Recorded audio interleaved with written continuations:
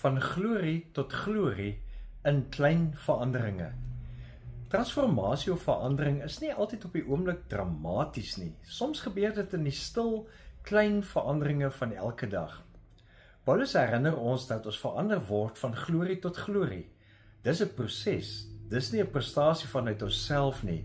En hierdie groei is nie ons eie werk nie, maar die werk van die Gees, wat ons al meer vorm na die beeld van Christus. Hy skryf in 2 Korintiërs 3 vers 18. Ons almal weerspieël die heerlikheid van die Here, want die sluier is van ons gesig af weggeneem. Ons word al meer verander om aan die beeld van Christus gelyk te word. Die heerlikheid wat van ons uitstraal, neem steeds toe. Dit doen die Here wat die Gees is. Nou Shawn Achor, 'n pionier in positiewe sielkunde, verduidelik dat klein suksesse 'n opwaartse siklus van groei kan aktiveer. Hy skryf, Small wins fuel positive emotion, which in turn enhances motivation and performance.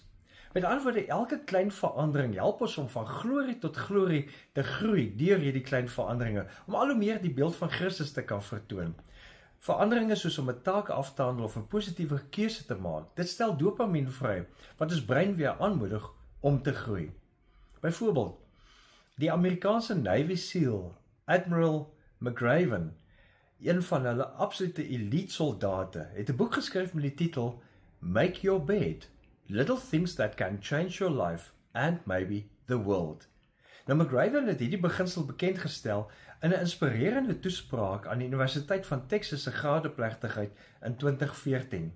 En hy het verduidelik dat die eenvoudige daad om soggens jou bed op te maak 'n gevoel van dissipline en prestasie skep wat die toon van die res van jou dag kan bepaal.